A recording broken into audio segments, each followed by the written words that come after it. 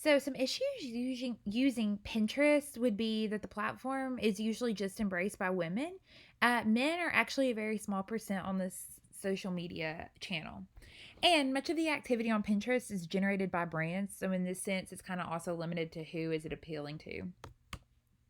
Instagram has made it very easy to almost take a photo and make it look semi-professional. I also think it would help if we had a like Adobe tour through this. Once it's edited, Instagram will actually post it on Facebook, Twitter, and Flickr, and it appeals to people because this is like a magnetic, like it transfers out to all your other social media channels. Instagram has been offering paid advertising for some time because it is now integrated with Facebook. Facebook owns Instagram. So, paid or sponsored posts can appear to target users' newsfeed and even on Facebook without the user following an account. Instagram offers several filters to enhance a photo or a video for innovation and the new posting advertising options. Instagram's acquisition by Facebook was merged with the advertising platform, so both are managed through Facebook. So if you want to do some analytic tracking on Instagram, you actually have to go through Facebook. Issues with Instagram: it is limited to sharing options outside of Instagram and geodata. They've had a crackdown on Facebook and Twitter for third-party platforms starting in 2016 and ramping up on platforms like geofida.com, which some believe to have shared too much information on a member's location.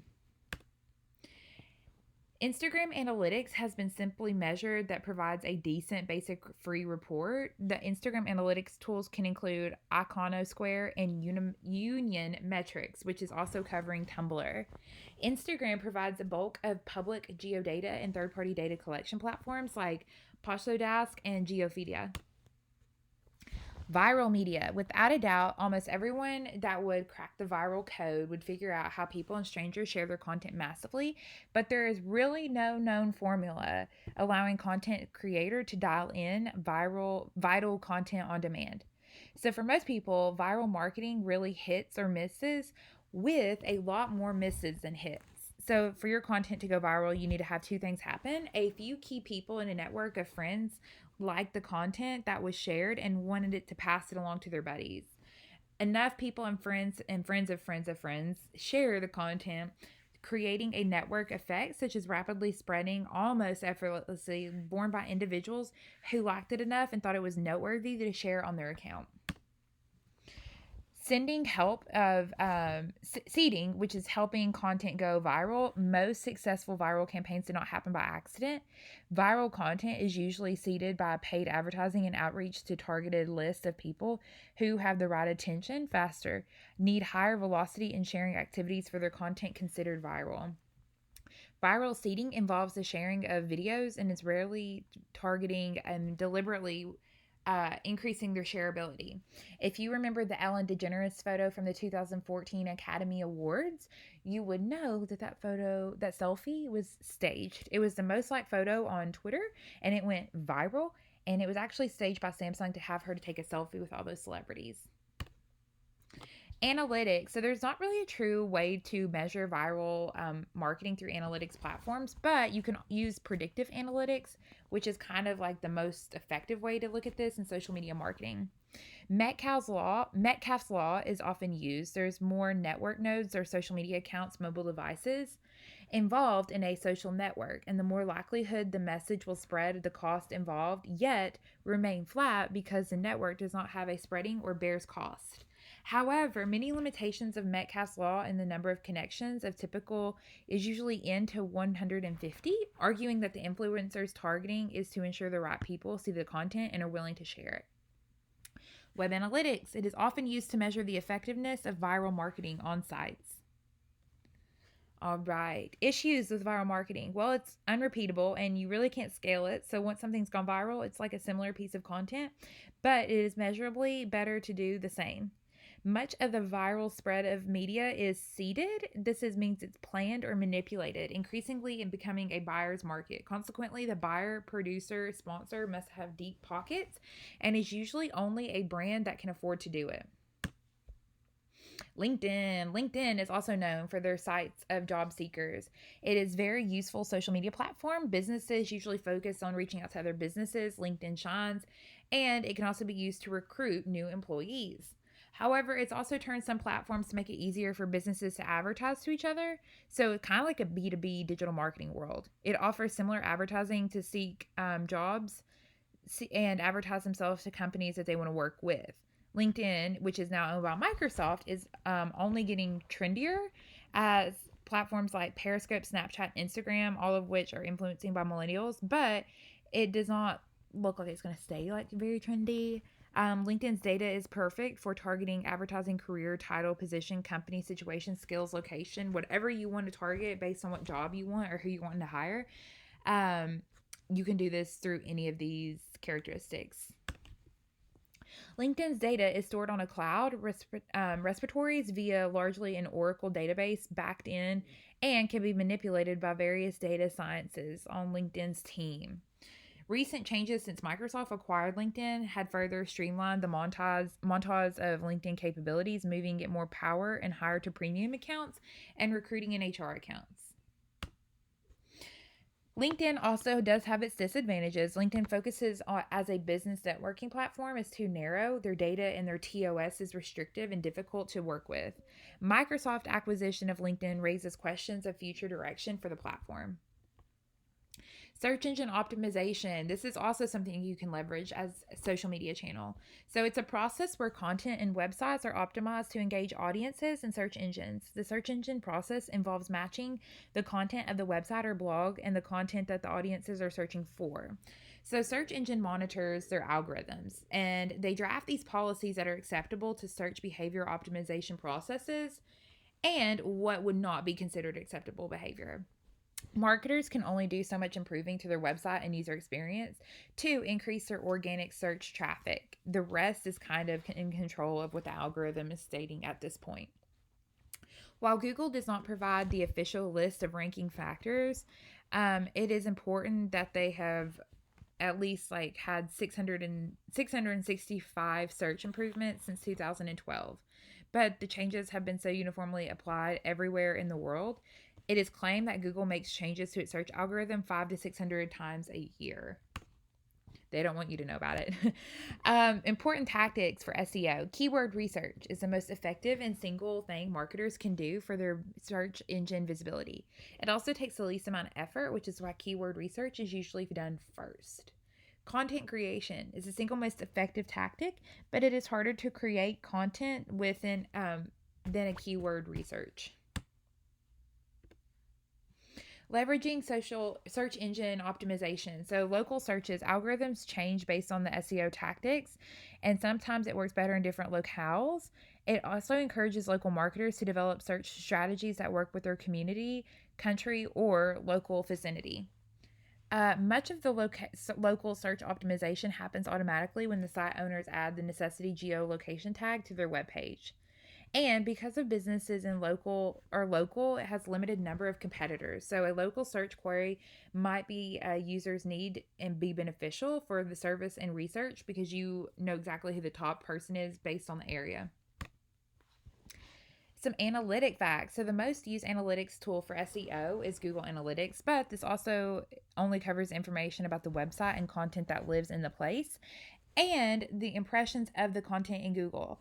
AdWords paid search has data that is available in Google Analytics. You can actually connect the two accounts. There are many free and paid SEO services. Some are more careful than others, and they will not cover them here. We will not cover them here as we have earlier, and we will really do it extensively in future chapters. So, some disadvantages. While SEO is effective marketing and brand building strategies, they actually have some residual benefits, and it is hard to predict whether the outcome of SEO efforts or what you can control when they show up. Each search engine collects a lot more information about us, raising privacy concerns. Leveraging influencers. Often we think of our parents or siblings as our influencer, but that in this case, that's our mentor or role model. A celebrity, religious leader, politician, or a book can actually be influential. However, influencers have a relationship not only with what they do, but they influence what is the value. The people we know and are accessible to us might be considered the most influential, but in politics, for example, it's a different story. The person who holds the office is usually the most influential. It all depends on the context of how we see and consider who is influential in our life, so what and whom they influence. Influencers are belief is that they are context determined influencers. That, for example, the sun and the moon are equally as important to protect us and perceived to have roughly the equal size. Yet the moon is just a dust particle and the sun is the sun. Therefore, most of us, our friends and family, have much more influential power over our decisions than the president of the United States, if that makes sense. Influence is one of the short things that we can sort through on social media and focus on the most likely to produce the result of the social media network. Clout. Clout is owned by Lithium Technologies and an example of a platform attempting to measure how to score and influence someone that is mainly on Twitter and Facebook. Clout measures online influences by using data from various social networks to gauge specific users' clout score, which is a number on the gauge of a specific user. So, Clout does not track a user's influence beyond a specific social media channel it collects. Some analytics again. Clout, we just talked about it. Tracker is users are to record, manage, expand, validate, and scale their global influencer marketing. Influencers are identified by the subject scored on the reach, relevance, and renaissance. Influencers can also be grouped attached to the campaign. Tap Influencer is an influencer's marketing automation solution for the brands and agencies. In 2015, they had a Tap Fusion, and it was a platform that enabled brands to connect with other social media influencers using its marketplace. Drawbacks to in the influence of measurement. So, in most cases, it's too hard to qualify what impacts the influencer's changing behavior or the actions of other social media accounts they're connected to. As social media is particularly a particular platform, those are who are the more active on the channel will show up as being more influential. But activity in the social channel by itself seems to be a poor indicator and predictor of someone being influential. Influence metrics are shallow and can be very easily manipulated.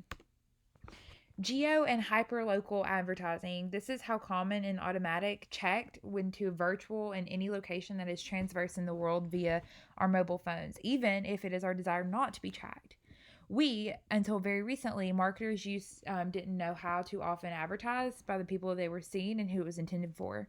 Marketing messages can be tuned and targeted into an audience's precise location, perhaps even personalized messages that are measured for effectiveness. It's not only a capability, but marketers are fully up to date on what's happening, which is why we are covering it now.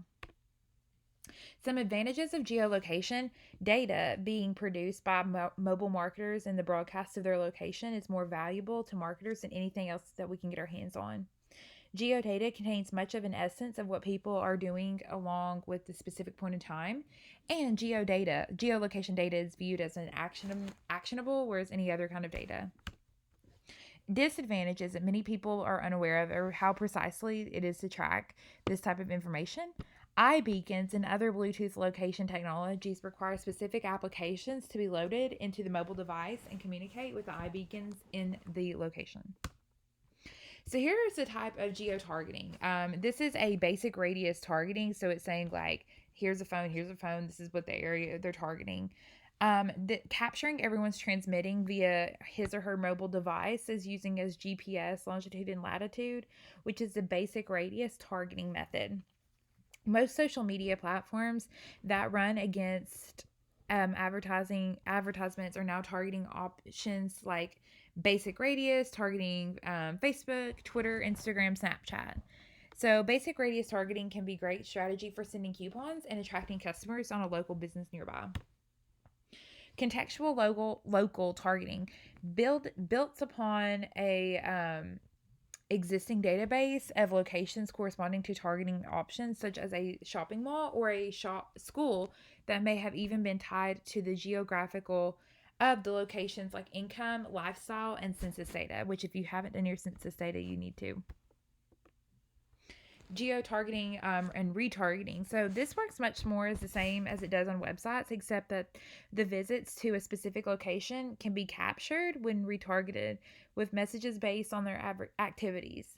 Retargeting and the geolocation is the first and third-party cookies, but it is with the mobile devices. It uses a UDID, which is a unique identifier, or the IDFA, ID for advertisers.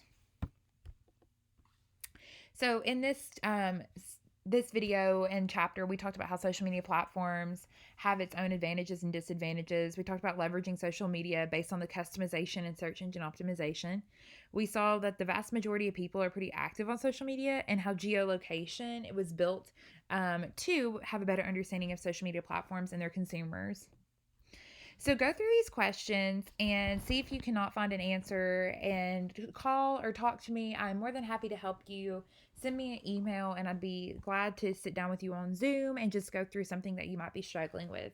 If you are good to go, I will talk to you next week.